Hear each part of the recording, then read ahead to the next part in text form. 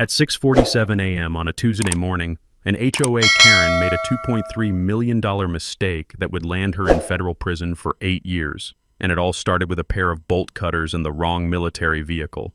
Clang! The sound of those bolt cutters biting through my security chain echoed through perfect suburban silence like gunshots. That metallic snap was the moment Bethany Kensington Wright went from HOA president to federal felon in 30 seconds. See, while I was deployed overseas fighting drug cartels, this power-hungry suburban dictator decided my eyesore vehicle needed to disappear. What she didn't know, that Jeep belonged to a federal drug task force, was loaded with $347,000 worth of classified surveillance equipment, and I'm the kind of federal agent who specializes in taking down criminal organizations. She thought she was stealing some soldier's truck. She actually committed federal crimes that would make cartel bosses jealous. What would you do if some HOA tyrant messed with your property while you're serving overseas? Drop a flag emoji and tell me where you're watching from. Let's see how many patriots are out there. My name's Marcus Tank Rodriguez, and 3 months ago I thought inheriting my grandmother's house would be a blessing. Boy, was I wrong. Willowbrook Estates. Picture-perfect suburban hell where every house is the same shade of beige, sprinkler systems hiss on automated schedules, and the smell of fresh mulch can't mask the stench of entitlement. HOA dues, $150 a month for community standards. Translation, paying some power-hungry Karen to make your life miserable. I'm Army Reserve MP, recently accepted into a federal drug task force. Grandma Rose's house was supposed to be my safety net. Rent it out during deployment, build equity, honor the woman who raised me after my parents died in a car crash when I was 12. That house still smells like her homemade tortillas and Bengay. Every creaky floorboard holds memories of her teaching me right from wrong. Mijo, she'd say, you stand up to bullies, but you do it the right way. Enter Bethany Kensington Wright. Picture a 52-year-old real estate agent who drives a white Lexus SUV and measures grass height with an actual ruler. 7 years as HOA president has turned her into a suburban dictator. Her husband Carl sits on city council, making her feel untouchable. This woman sends violation notices for Christmas lights in January. 2 weeks into my deployment, the email hits my inbox. Violation notice, unauthorized commercial vehicle storage. My government-issued Jeep Wrangler, clearly marked with federal law enforcement decals, was apparently an eyesore. Bethany's interpretation of HOA covenants? Work vehicles prohibited in residential driveways. Here's what she didn't know, that Jeep contains $200,000 worth of surveillance equipment for active cartel investigations. GPS trackers, encrypted radios, covert cameras, federal property that requires department authorization to relocate. The fine? $50 per day, accumulating while I'm dodging bullets overseas. My sister Maya, sweet middle school teacher Maya, tried reasoning with this suburban tyrant. She drove over to explain I was deployed, showed copies of my orders, even offered to cover the Jeep with a tarp. Rules are rules, Bethany snapped, looking down at Maya like she was a bug. If your brother cannot follow simple community standards, maybe this neighborhood isn't right for your family. That phone call from Maya still echoes in my head, the sound of her voice cracking as she sat in Grandma's kitchen. Tank, she threatened to put a lien on the house. She said Carl knows people at the school district that supporting you could affect my job. Maya discovered the pattern. The Johnsons, he's a Marine, got cited for his motorcycle being excessively loud. Sarah Martinez, Navy wife with a deployed husband, was fined for garden gnomes being unprofessional. Every military family in Willowbrook was getting targeted. But here's the kicker. Bethany's violations were made up. I had Maya check the actual HOA bylaws, buried in my grandmother's papers, signed when she bought the house in 1987. Government vehicles were specifically exempted. Emergency services, military, law enforcement, all protected. Bethany was literally fabricating rules, counting on residents being too intimidated or ignorant to check. The community lived in fear. Neighbors whispered over fences but wouldn't speak publicly. Bethany had created a climate where questioning her authority meant becoming her next target. Carl's political connections made opposition seem futile. That's when I realized what I was really dealing with. This wasn't about parking or property values. This was organized harassment of military families by a corrupt HOA board with political protection. The texture of sand between my teeth during that phone call with Maya. The smell of diesel and fear sweat mixing in 120-degree heat. The sound of my grandmother's voice in my memory. Stand up to bullies, but do it the right way. While I was serving overseas keeping drugs off American streets, some suburban princess thought she could steal my family's legacy through fabricated fines and intimidation tactics. Bethany Kensington Wright had just declared war on the wrong federal agent. She thought she was facing some helpless military family. What she didn't realize was that I specialize in dismantling criminal organizations, and her little HOA racket was about to become my next takedown. Bethany's next move came 48 hours later, and it was pure suburban warfare. A registered letter hit Maya's mailbox demanding immediate vehicle removal or emergency towing within 24 hours. Not 48 hours. 24. This woman was trying to steal federal property while I was deployed overseas. The letter, carbon copied to Carl's city council office and the local police, cited immediate health and safety violations and emergency neighborhood degradation. Complete fiction, but wrapped in official letterhead with legal-sounding language designed to intimidate. Maya called me from Grandma's kitchen, and I could hear the panic in her voice mixing with the familiar creak of those old floorboards. "Tank, there's a tow truck circling the block. The driver keeps looking at your Jeep like he's sizing it up." The smell of Grandma's vanilla candles couldn't mask the scent of fear in Maya's voice. This was psychological warfare, suburban style. That's when I unleashed my first counterpunch. I contacted JAG, Judge Advocate General, military lawyers who specialize in eating constitutional violations for breakfast. Staff Sergeant Patricia Williams took one look at my case file and her expression went from professional interest to righteous fury. "Rodriguez, this woman just threatened to steal federal law enforcement property. That's not an HOA violation. That's a federal felony." Here's something most people don't know. The Service Members Civil Relief Act doesn't just protect military personnel from contract disputes. It specifically prohibits harassment of deployed service members' property. But more importantly, my Jeep isn't just my vehicle. It's federal law enforcement equipment owned by the United States government. Williams immediately filed a formal complaint with Base Command, triggering something beautiful, a federal military liaison review. Suddenly, Bethany's little power trip was on the radar of people with actual authority. But here's where I discovered the real mini twist. And it made everything personal. Maya started digging through Grandma's old HOA documents, and buried in a stack of meeting minutes from 2019, she found a smoking gun. A letter from Bethany to the City Planning Commission, recommending against military housing assistance programs in Willowbrook because transient military populations don't maintain long-term community investment standards. Translation: she'd been trying to keep military families out of our neighborhood for years. The texture of aged paper crumbling between Maya's fingers as she photographed evidence. The sound of her sharp intake of breath when she realized the scope of Bethany's discrimination. Tank. She's been systematically targeting every military family that moves here. The Hendersons got violations for their son's bike being improperly stored. The Washingtons were cited for excessive noise when their baby cried at night. This wasn't random HOA tyranny. This was organized discrimination with political backing. See, Carl had a development deal pending. Luxury condos requiring HOA approval for zoning variances, military families with their unsightly work vehicles and unpredictable deployment schedules hurt the exclusive community marketing angle. Maya's teacher instincts kicked into overdrive. She started reaching out to other targeted families, building a network of documentation. Every fabricated violation, every threatening letter, every intimidation tactic, she was accidentally building a federal discrimination case. But Bethany escalated again, and this time she crossed a line that would haunt her.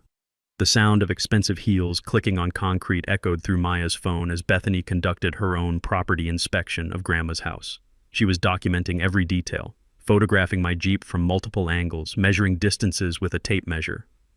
"Your brother's military service doesn't excuse community non-compliance," she told Maya with that condescending tone that makes you want to introduce entitlement to reality. "Perhaps your family should consider whether this neighborhood is appropriate for your lifestyle." Code words for, "we don't want your kind here." My counterpunch was swift and devastating. I remotely activated the GPS tracking and security systems in my Jeep, standard equipment for task force operations. The data was beautiful. Bethany had been trespassing on my property 17 times in 3 days, photographing federal law enforcement equipment without authorization. That's not just harassment, that's potential espionage. When my task force supervisor, Captain Sarah Chen, heard that some suburban HOA dictator was surveilling federal drug enforcement equipment and threatening military families, her response was beautifully direct. "Rodriguez, how fast do you want me to make this woman's life complicated?" the federal government was about to introduce Bethany Kensington Wright to consequences she never saw coming. Bethany's next move was pure desperation wrapped in suburban authority, and it nearly destroyed my family. 3 days after my JAG complaint, she hired Exec Safe Security to patrol community standards compliance. 2 guards in a white SUV with security plastered on the sides, documenting my Jeep every hour like it was a terrorist threat. But that wasn't the real problem. The real problem was what they were telling the neighbors. Maya called me in tears, her voice cracking over satellite connection from some godforsaken desert outpost. "Tank, they're saying you're dangerous, that military vehicles in residential areas create security risks. Mrs. Patterson won't even make eye contact with me anymore." The sound of Maya's sobs mixing with desert wind through my phone made something cold and hard settle in my chest. These bastards were destroying my family's reputation while I couldn't defend them. My counterpunch had to be surgical, but I was 8,000 miles away with limited communication windows.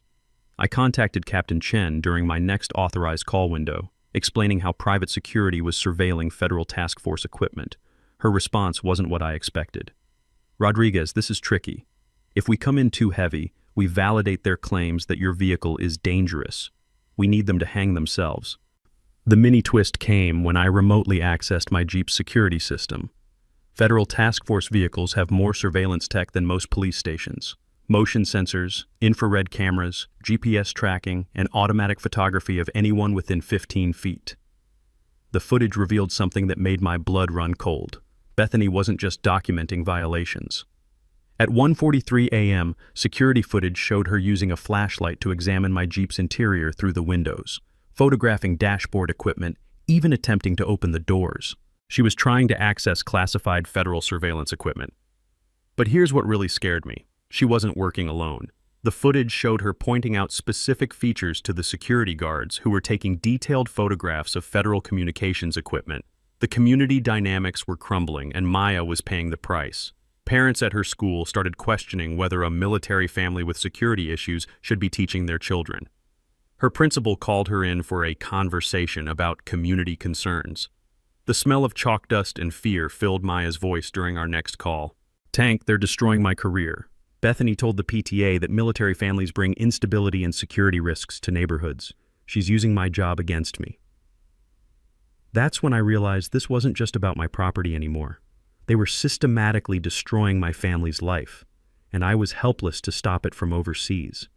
The texture of helplessness tastes like sand and rage, sitting in a communication bunker, surrounded by the machinery of war, while some suburban terrorists dismantled my sister's life back home. Bethany's security guards escalated by approaching Maya directly. The lead guard, some failed cop with a power complex, cornered her while she was getting groceries. "Ma'am, we need to discuss your brother's military activities," he said, blocking her path to her car. "That vehicle contains equipment that could pose risks to community safety. We need to know what kind of operations he might be running from that house."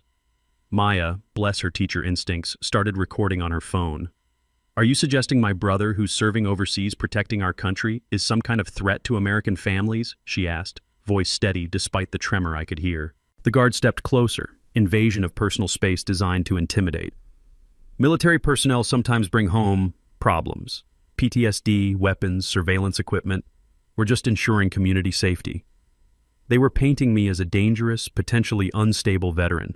Classic military discrimination wrapped in community safety language. But Maya's recording captured something beautiful. The guard admitting they were investigating surveillance equipment in my vehicle. That statement just became evidence in a federal espionage case. My counterpunch came through channels Bethany never saw coming. Captain Chen contacted Exec Safe Security's Federal Licensing Bureau, informing them their guards were conducting unauthorized surveillance of classified government equipment. The guards vanished overnight, but their security company now faced federal investigation for espionage activities. Bethany's response to losing her muscle was pure panic. She filed emergency complaints with every agency she could think of: police, fire department, code enforcement, even animal control. But she'd just created a paper trail documenting her obsession with federal property. The war was escalating, and I was still stuck overseas while my family took casualties. But Bethany had no idea she'd just triggered protocols that would bring the full weight of federal law enforcement down on her suburban kingdom. Bethany's desperation reached critical mass at 6:47 a.m. on a Tuesday morning. and Maya's security camera caught every federal crime in high definition. The sound I'll never forget. Clang, clang, clang. Bolt cutters biting through my security chain, each metallic snap echoing through suburban morning silence like gunshots. Maya's phone buzzing me awake in a deployment tent 8,000 miles away, her voice pure panic. "Tank, she's cutting your locks. She's got bolt cutters and a tow truck, and she's stealing your Jeep right now." Through Maya's phone camera, I watched Bethany Kensington Wright commit multiple federal felonies in real time. Hair disheveled, still in her bathrobe, she'd hired Discount Dave's towing with cash. No paperwork, no questions. And was frantically directing them to load federal law enforcement property onto their flatbed. The tow truck driver took one look at the federal task force decals and started backing away like the vehicle was radioactive. "Lady, this is government property with federal markings. I ain't touching this for any amount of money." "It's abandoned property," Bethany screamed, her voice cracking with hysteria, spittle flying in the morning air. "I'm HOA president with legal authority to remove community violations." That statement, captured on 3 different security cameras, just became Exhibit A in a federal theft case. My counterpunch was swift and devastating. I immediately contacted Captain Chen through emergency channels, triggering protocols for theft of federal law enforcement equipment. Within minutes, federal marshals were dispatched with lights and sirens to my grandmother's address. But here's the beautiful mini-twist. My Jeep's hidden GPS tracker and remote security systems were documenting everything automatically. Federal task force vehicles have kill switches, tracking devices, and cameras that activate when unauthorized movement is detected. The moment Bethany cut my lock, she triggered a federal alert system that pinged Homeland Security databases across 3 states. Maya kept recording when Bethany made her fatal mistake. After the tow truck driver fled, leaving tire marks on the asphalt in his haste to escape, she changed the locks on the community gate, effectively imprisoning my federal vehicle and blocking law enforcement access. "If he wants his precious military truck back, he can follow proper HOA procedures," she shrieked at Maya, waving the new keys like some demented suburban warlord. "Military service doesn't make him above community standards." The texture of helpless rage coursed through my veins as I watched this entitled suburbanite steal federal property while my sister stood recording her meltdown.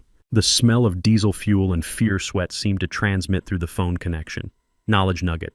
Federal task force vehicles contain automatic tracking and alert systems that activate during unauthorized tampering. Cutting locks or attempting to move these vehicles triggers Homeland Security protocols, GPS tracking, and federal response teams.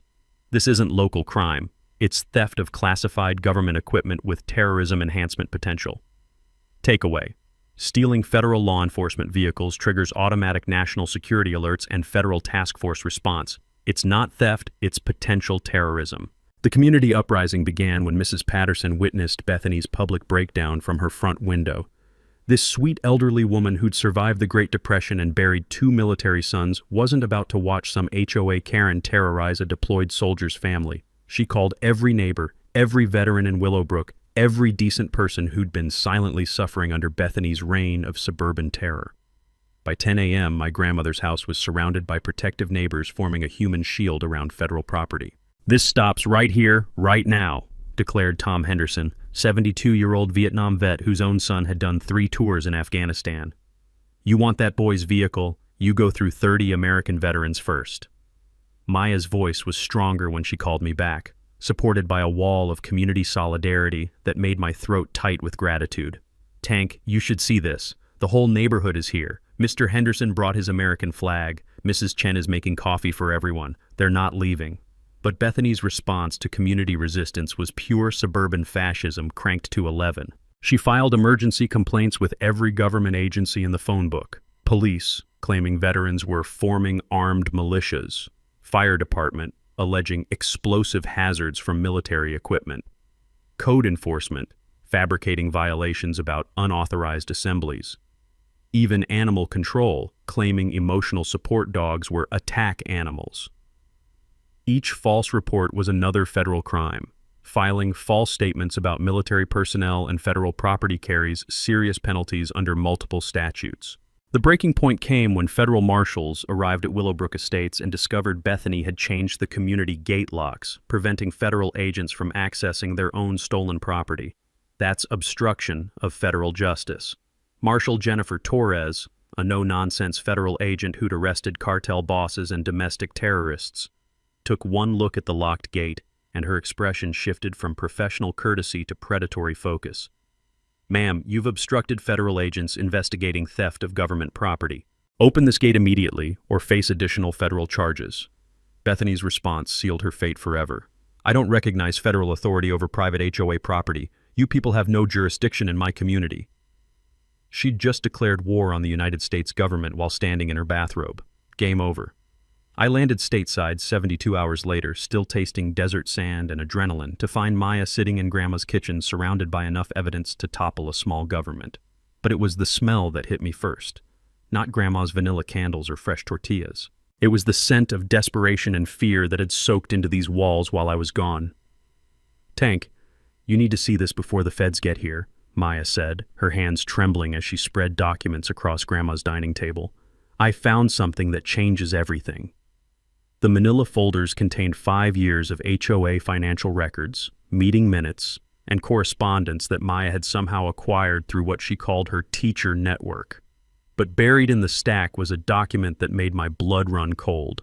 A contract between Kensington Urban Holdings and Eastbrook Development Corporation, dated 6 months before I inherited Grandma's house. The subject line read, "Willowbrook Estates Acquisition Strategy, Phase 2 Implementation."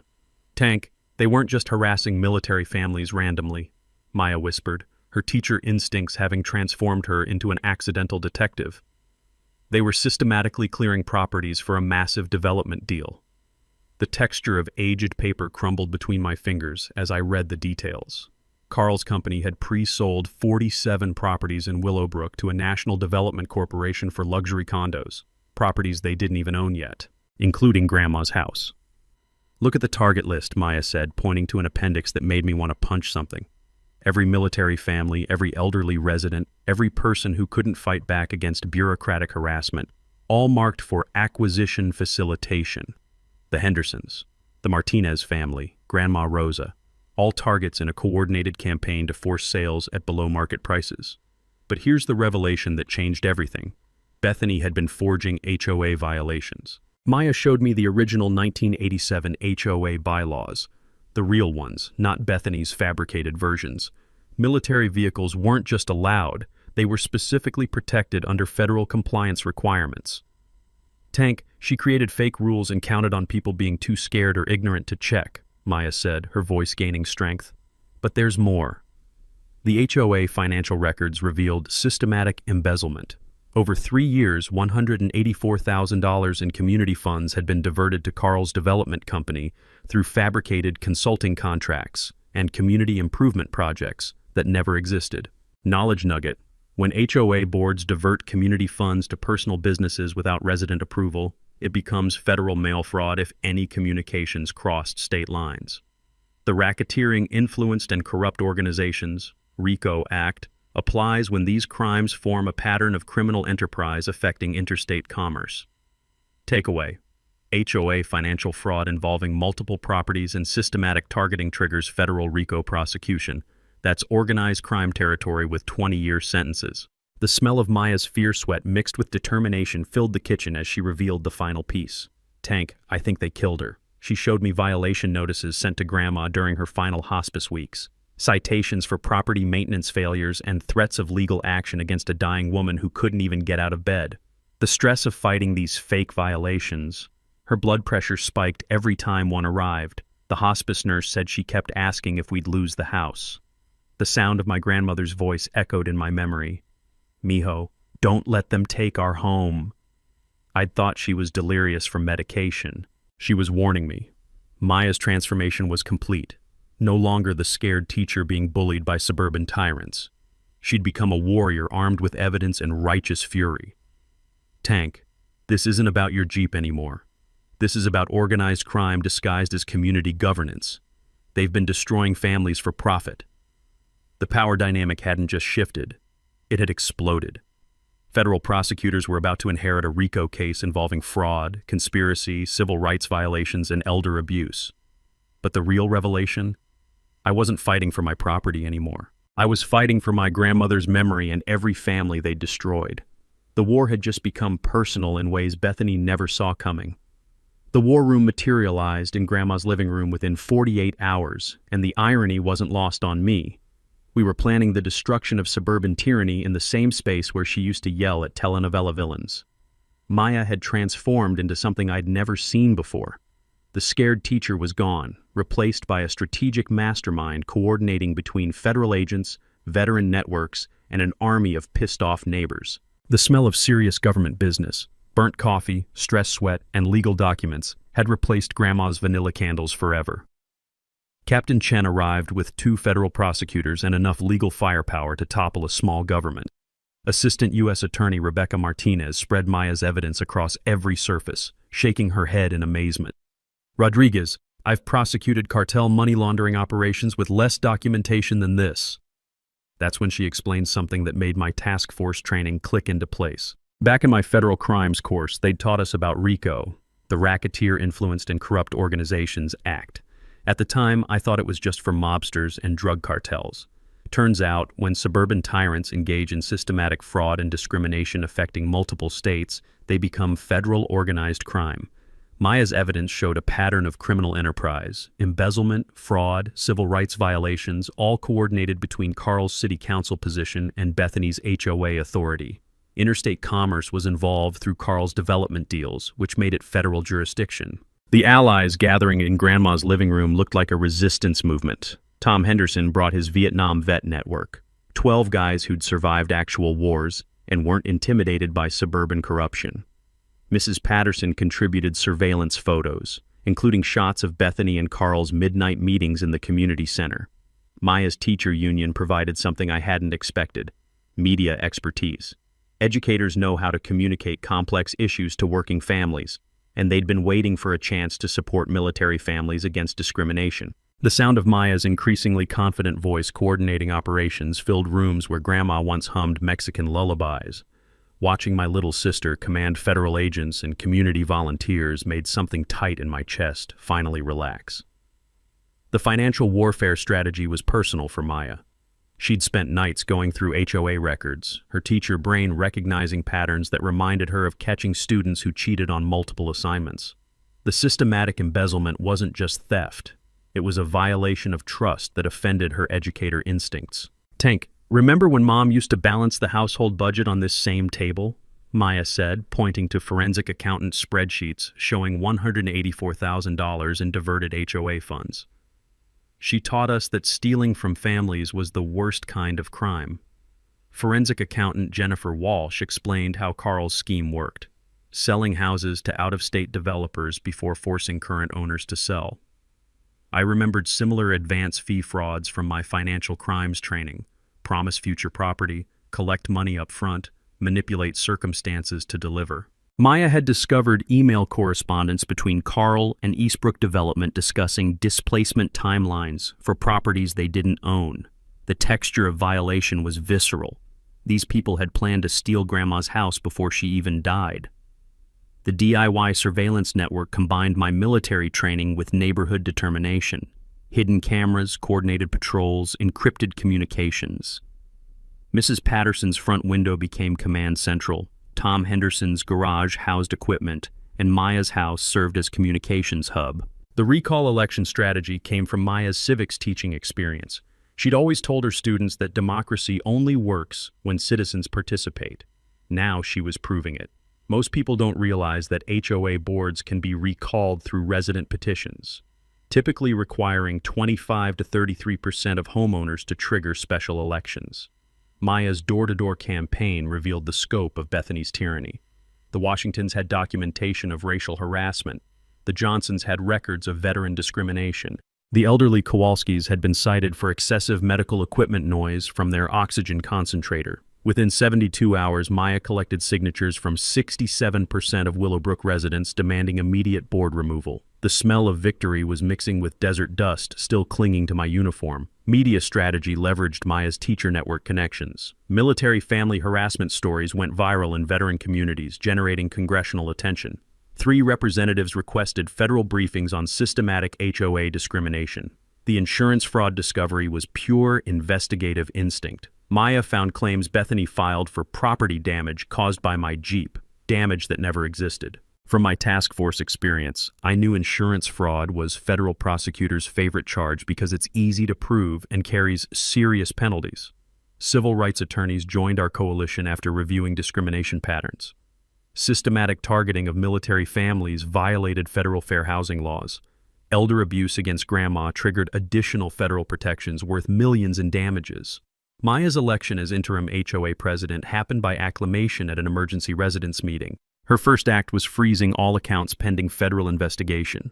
Watching her take the gavel in the same community center where Bethany had terrorized families for years, that was justice served cold.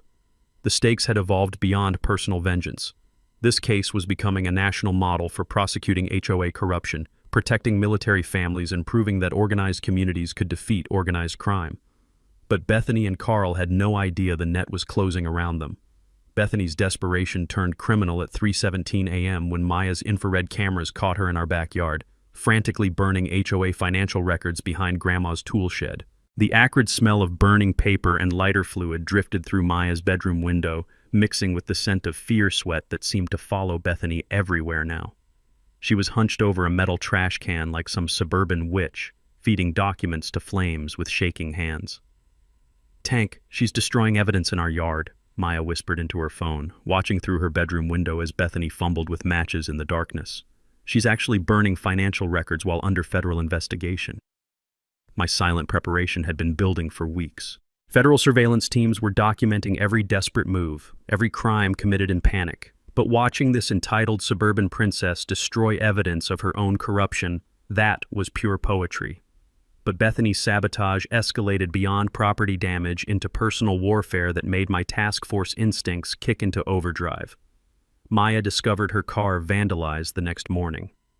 All 4 tires slashed, military scum spray-painted across the windshield in dripping red letters. The sound of broken glass crunching under Maya's feet as she circled the damage made something cold and calculating settle in my chest. The texture of helpless rage was familiar from deployment, watching enemies attack people you can't protect. But this wasn't some foreign battlefield. This was suburban terrorism against my family. My countermove was professionally satisfying. I called Captain Chen, who made one phone call that changed everything. Federal protective detail was assigned to Maya and other witness families. Not obvious security, but agents who could blend into morning jogs and coffee shop visits. Bethany's surveillance was now being surveilled by people with security clearances and arrest powers. The community response was beautiful. Tom Henderson organized veteran patrols that made Bethany's midnight visits impossible. The sound of combat boots on pavement at 2 a.m. became the new neighborhood soundtrack. Mrs. Patterson's kitchen became command central, coordinating protection schedules over homemade cookies and righteous fury.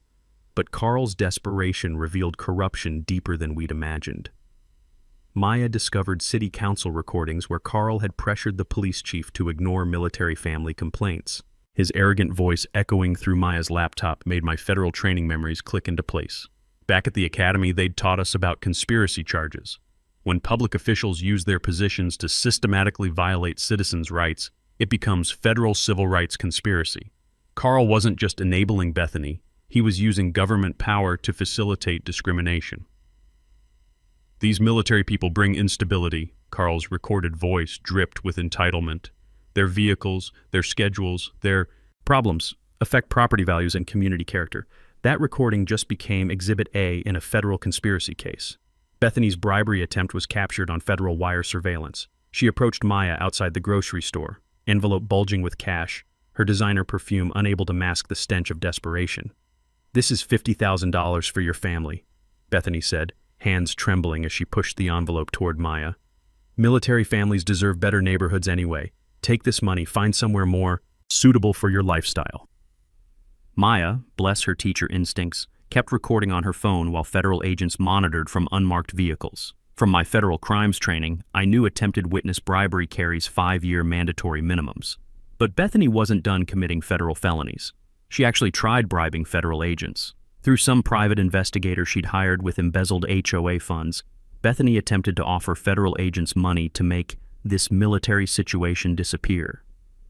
The texture of pure stupidity was almost refreshing. She thought federal agents were as corrupt as her suburban kingdom. Federal agents don't just refuse bribes.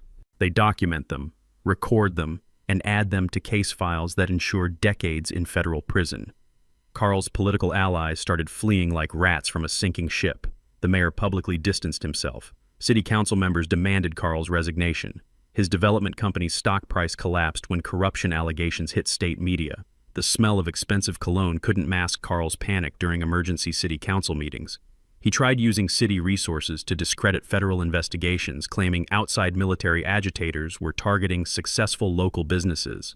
Every abuse of office was being documented by federal agents who specialized in political corruption. Maya started receiving death threats, anonymous notes under her windshield, distorted voicemails warning that accidents happen to teachers who don't mind their own business. The sound of Maya's voice cracking during those threatening calls made something primal and protective roar to life in my chest. But my response was calculated federal precision. Threatening witnesses in federal investigations triggers FBI terrorism task forces. Every anonymous threat was being traced through phone records, handwriting analysis, and digital forensics that would make CSI jealous. Bethany's final desperate move was filing false police reports claiming Maya was mentally unstable and planning violent retaliation against community leaders. She actually told police that military families were forming armed militias in Willowbrook. Filing false reports about federal witnesses during active investigations isn't local crime. It's federal obstruction of justice with terrorism enhancements. The beauty of federal patience was watching Bethany destroy herself one crime at a time while methodical agents built cases ensuring she'd never terrorize another family. Bethany's final desperate gambit was a full-scale media assassination that revealed the true scope of her suburban criminal network. The attack hit Maya's school first. Anonymous complaints flooded the district office claiming she was radicalizing children with anti-government military propaganda and creating unsafe environments for civilian families. The sound of Maya's voice cracking during her panicked phone call made my hands clench into fists. "Tank, they're trying to destroy my career," she whispered from her empty classroom, the familiar smell of chalk dust and children's innocence now tainted with fear. "Parents are demanding I be fired. The principal called me in for emergency discussions about my associations with unstable military elements." That's when I discovered Bethany had hired Morrison and Associates, the same PR firm that whitewashes politicians after corruption scandals. They were painting me as a dangerous veteran with PTSD who brought military-grade threats to peaceful suburban communities. The texture of manufactured lies felt different from enemy propaganda overseas. This was personal warfare designed to destroy families, not just missions. My silent preparation had been months in the making, and Maya's documentation skills had evolved beyond anything I'd seen in federal training. She'd been recording every threat, every lie, every coordinated attack on our family's reputation. But the smear campaign revealed something that made my task force experience kick into overdrive. Bethany wasn't working alone. She'd coordinated with HOA boards in 3 states to develop model policies for managing military family disruptions in suburban communities. This wasn't random harassment. This was systematic discrimination being exported nationwide. From my federal civil rights training, I knew conspiracy cases that cross state lines trigger RICO prosecutions. When organizations coordinate to violate citizens' constitutional rights, it becomes organized crime. Maya's counterpunch was beautifully devastating. Her students and parents organized a support rally that filled the school parking lot with American flags and signs reading, "We support Teacher Maya," and "Military families protect our freedom."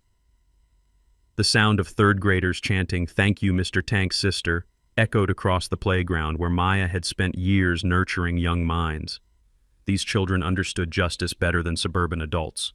But Bethany's desperation reached criminal insanity when she hired private investigators to surveil Maya's daily life. They followed her to school, photographed her interactions with students, documented her grocery shopping, even tracked her morning jogs.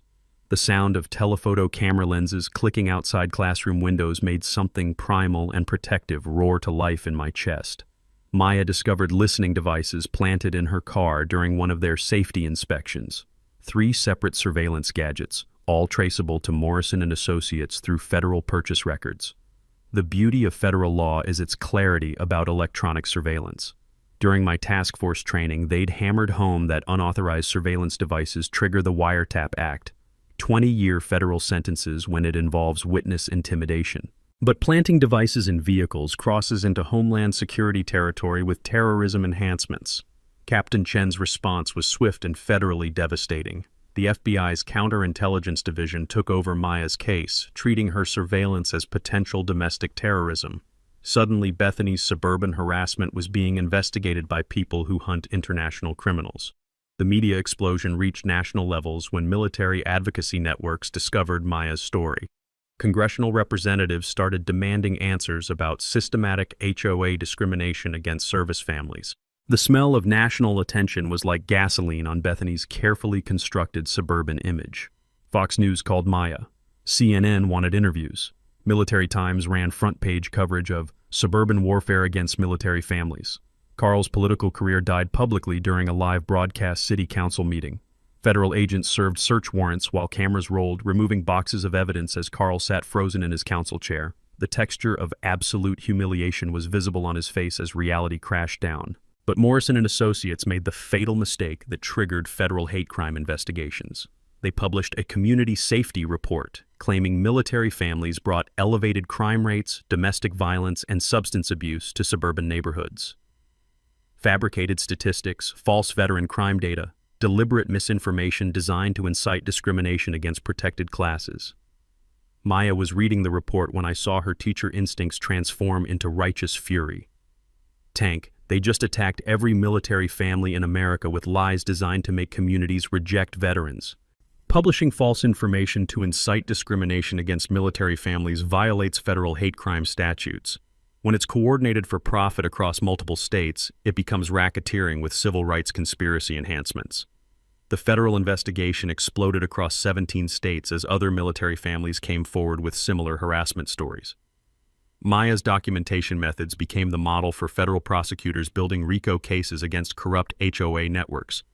Maya started receiving support emails from military spouses nationwide, sharing stories of fabricated violations, coordinated harassment, and systematic attempts to drive service families from suburban communities. The sound of Maya's increasingly confident voice coordinating with federal attorneys filled rooms where Grandma once told us stories about standing up to bullies.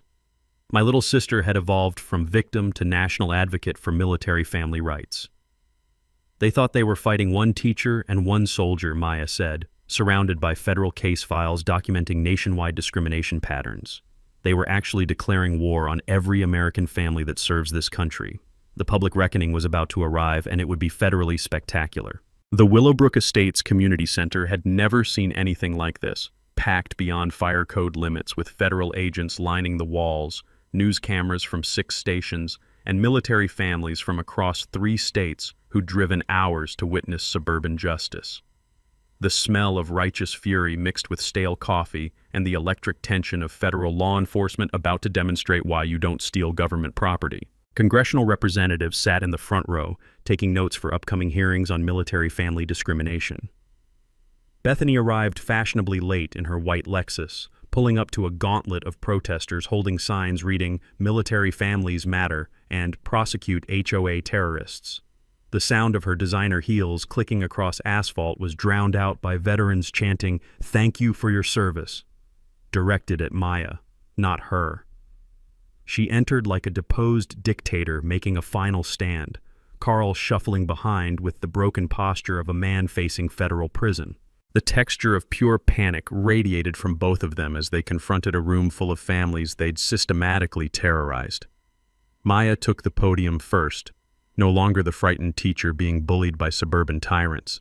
She'd evolved into something powerful, a national advocate whose voice now carried the authority of federal backing and congressional attention. For 5 years, these people used their positions to wage war against military families. Maya began, her words echoing through speakers broadcasting live across social media platforms. They fabricated rules, embezzled funds, and coordinated discrimination campaigns that violated every principle this country stands for. Thunder rolled through the community center as the crowd erupted in applause that shook the windows. Federal prosecutor Rebecca Martinez stepped forward with evidence boxes representing months of investigation into what she called organized suburban crime. Her voice carried the weight of federal authority that makes criminals realize their amateur hour is over.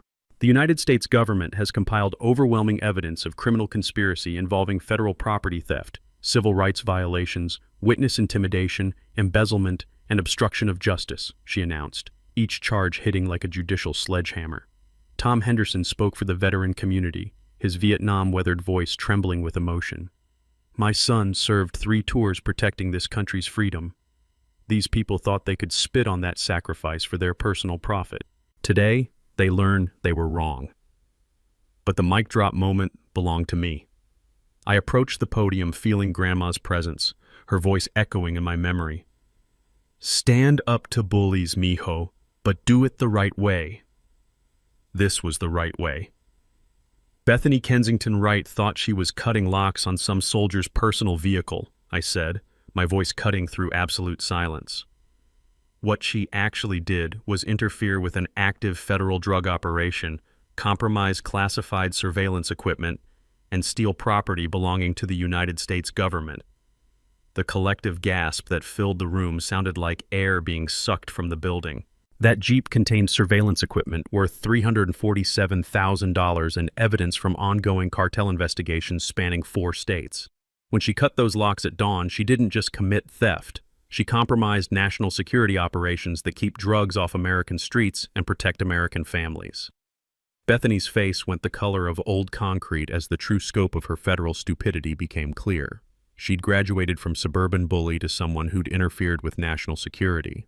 But her real crime wasn't stealing my vehicle, I continued, feeling years of rage transforming into something cold and judicial. Her real crime was waging systematic warfare against military families, using government corruption to steal from the community that trusted her, and believing that suburban entitlement trumped federal law. The crowd exploded into standing ovation, shouts of "Lock her up!" mixing with "Justice for our heroes" as federal agents stepped closer to their targets.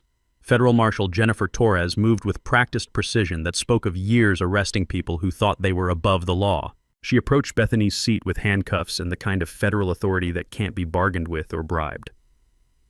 Bethany Kensington Wright, you're under arrest for theft of federal law enforcement property, conspiracy to violate civil rights, embezzlement of community funds, witness intimidation, and obstruction of federal justice. The sound of handcuffs clicking shut echoed through speakers as cameras captured the moment suburban tyranny met federal consequences. Bethany's expression shifted from defiance to the dawning realization that her suburban kingdom couldn't protect her from federal prison. Carl tried fleeing through the back exit like the coward he'd always been, but ran straight into federal agents who'd anticipated exactly that move. His arrest was less dramatic but equally satisfying, watching corruption meet accountability in real time. The federal protection of military and law enforcement equipment had become brutally educational. These aren't just vehicles, they're classified government assets protected by laws carrying mandatory minimum sentences. When suburban terrorists interfere with federal operations, they discover that local corruption meets federal consequences with mathematical precision. Maya was interviewed live by national media, her transformation from terrorized teacher to military family advocate inspiring congressional action. This proves that organized harassment of military families is federal crime, she told cameras broadcasting to millions. No HOA board, no matter how corrupt, is above the United States Constitution. The taste of victory was sweeter than every memory of Grandma's kitchen, mixed with the satisfaction of watching bullies discover that federal law doesn't negotiate. 18 months later, I stood in Grandma's kitchen reading the final sentencing report, and I could almost hear her voice saying, "Justice served the right way, mijo." Bethany received 8 years in federal prison with no parole, plus $647,000 in restitution to affected families. The federal judge's words became legendary in legal circles. Your systematic harassment of military families represents domestic terrorism disguised as community governance. This court will not tolerate suburban tyranny. Carl got 6 years and lifetime prohibition from public office. His development empire collapsed completely, with $3.2 million in community settlements ensuring that every family they'd harassed received compensation for years of suffering. But the real victory was watching our neighborhood transform from a place of fear into a community that protects its own. Maya revolutionized HOA governance as the democratically elected president, implementing bylaws that became the national model for military family protection. The smell of fresh hope replaced the stale air of corruption as she unveiled the Willowbrook Military Family Bill of Rights, federal protections written into community law. The Veteran Memorial Park sits where Bethany's house once stood, seized through federal asset forfeiture and transformed by community vote. Children now play on swings where suburban tyranny once lived, their laughter echoing across grass that grows freely without ruler measurements. The Rodriguez Foundation for Military Family Rights became Maya's calling. She left teaching to help families nationwide fight HOA discrimination, using our case as the blueprint for federal civil rights prosecution. Her documentation methods are now taught at FBI training academies. Grandma's house evolved into mission control for military family advocacy. The kitchen where she taught us about standing up to bullies now hosts strategy sessions with congressional staffers, constitutional lawyers, and families fighting their own suburban wars. The practical impact exceeded every hope. Congressional legislation now requires HOA financial transparency and protects military families from systematic harassment. The Tank Rodriguez Act provides federal oversight of community governance, with criminal penalties for discrimination against service members.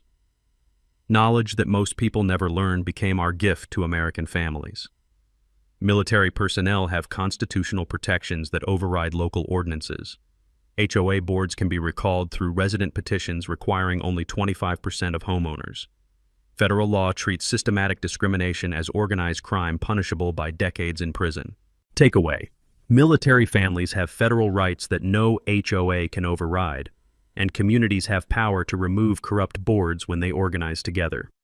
The National HOA Corruption Database documented over 400 similar cases since our story went viral, triggering federal investigations that protected thousands of military families from suburban terrorism.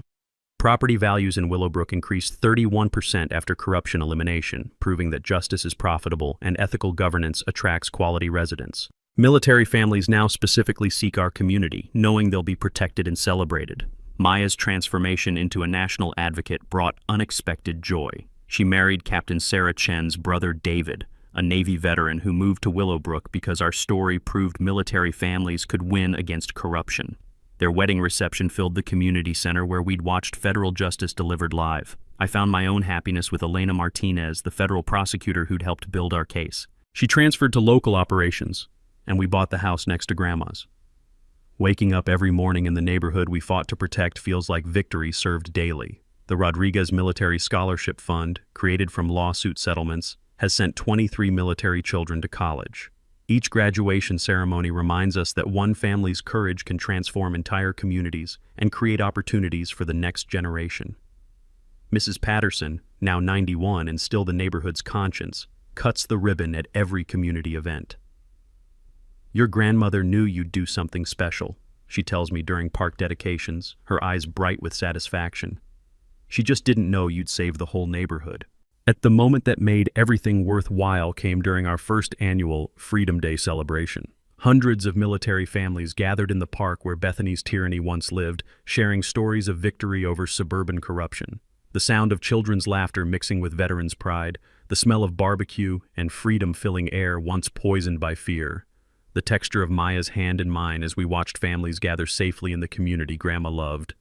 But my favorite moment happens every morning when I see Old Glory flying over houses where military families live without fear of harassment. This is what victory tastes like: justice served, community healed, and the knowledge that bullies can be defeated when good people organize and fight back.